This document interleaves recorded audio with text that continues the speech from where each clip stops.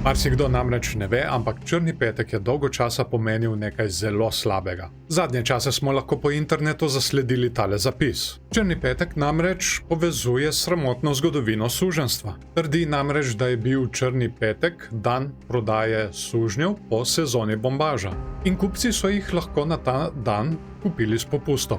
No in mi si bomo v tem videu pogledali, koliko to zares drži. Predstavil vam bom pravo zgodovino črnega petka.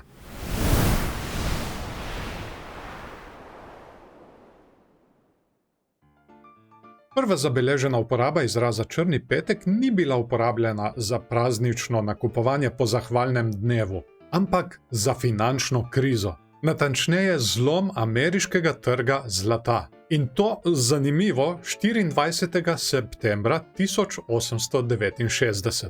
Dva razvpito neusmiljena finančnika z Wall Streeta, Jay Gould in Jim Fisk, sta skupaj delala, da bi odkupila čim več državnega zlata v upanju, da bosta dvignila ceno v nebo in ga prodajala za osupljive dobičke. Ja, prav ste slišali, pump and dump zlata. No in tistega septembrskega petka se je zarota končno razvozlala, delniški trg je padel v prosti padec in bankrotiral vse, od baronov z Wall Streeta do kmetov. No, ampak kljub temu se ta črni petek ni tako zelo zapisal v zgodovino. Iz leta v leto je izgubljal aktualnost, čas je tekel in izraz črni petek tako ni pomenil veliko.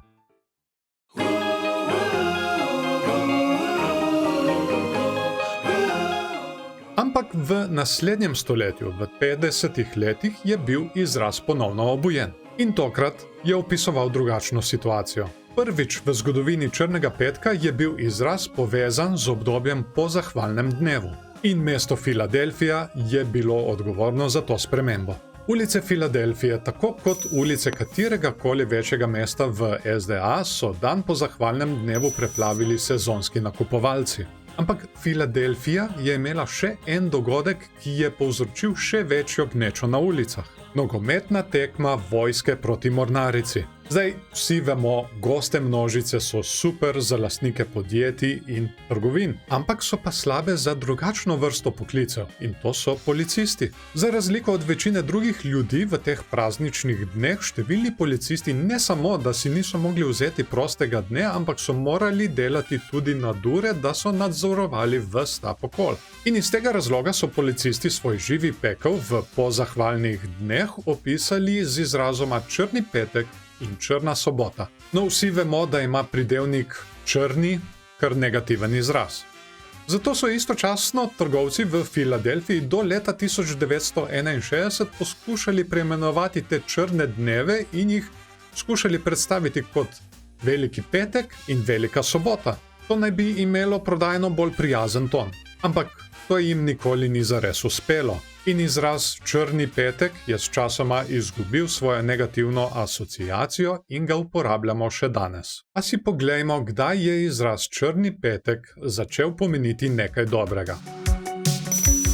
Šele v 80. letih prejšnjega stoletja je bil izraz črni petek uporabljen za opis srečnega dogodka, ki je bil prelomnica v zgodovini črnega petka. Ko stvari še niso bile tako digitalne, se je knjigovodstvo in vsako drugo finančno beleženje dogajalo na listu papirja in ne na ekranu. Negativne količine so bile zapisane z rdečim pisalom, pozitivne količine pa s črnim.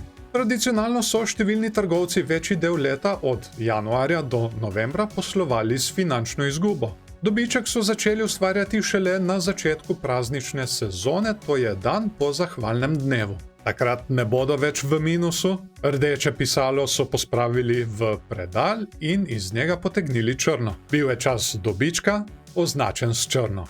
V naslednjih letih zgodovine črnega petka je izraz pridobil kar precej na popularnosti. In z naraščanjem navdušenja okoli črnega petka so naraščale tudi množice, ki so vse bolj množično hodile po nakupih v tem času. Do zgodnjih 2000-ih je bil največji nakupovalni dan, sobota pred Božičem, imenovan Super sobota. Toda v zgodnjih 2000-ih je črni petek prevzel prestol Super sobote in postal norija, ki jo poznamo danes.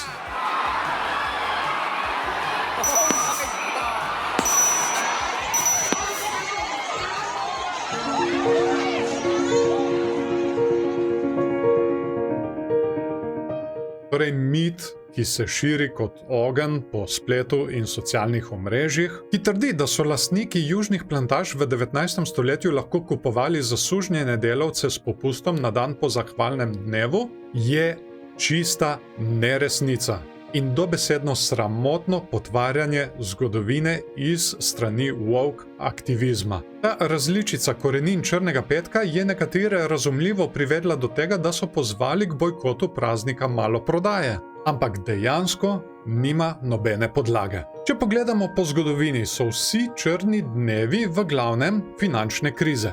Črni ponedeljek se nanaša na ponedeljek 19. oktober 1987.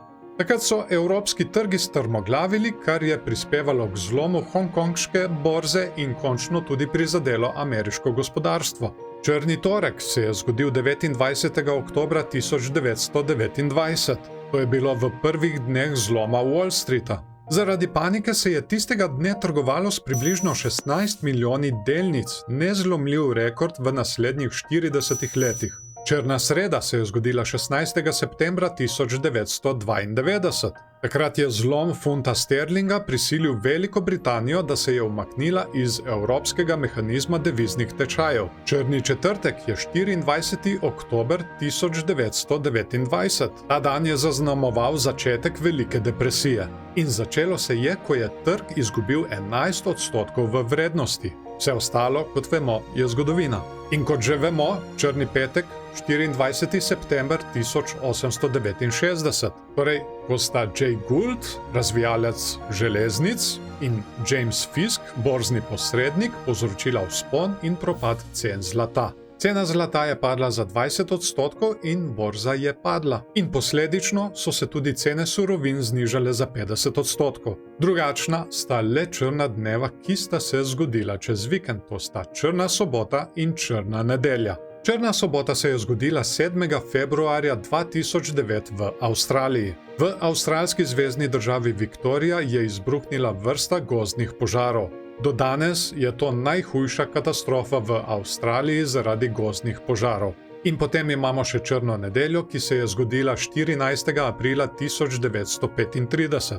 To je bila ena najhujših prašnih neviht v ameriški zgodovini. Ocenjuje se, da je bilo okoli 300.000 ton vrhnje plasti zemlje premaknjenih iz prerijske regije. In to je ta prava zgodovina Črnega petka. Zato vas prosim, ne nasedati lažem, ki se širijo preko interneta. In prosim vas tudi, da čim več delite tale video, da se te laži tudi ustavijo. Če vidite nekoga, da je delil tole lažno propagando, nalepite mu ta video spodaj. In čisto razumem, marsikdo tega sploh niti ne ve.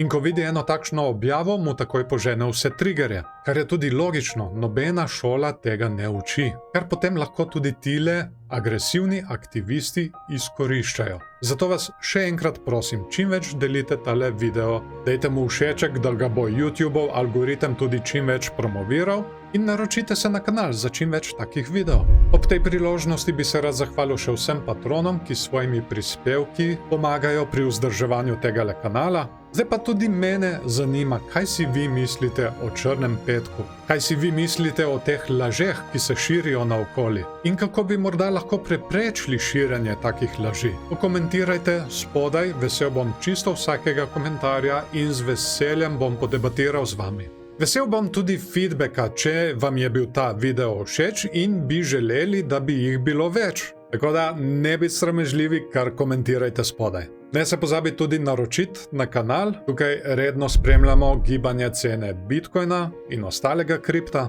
Ustvarjam tudi posebne videe, kot je tale, zato se res ne pozabiti naročiti in nastaviti obveščanja, da vas bo YouTube o novem videu takoj tudi obvestil. Zdaj pa vas še lepo pozdravljam, imejte se fajn in se vidimo v naslednjem videu.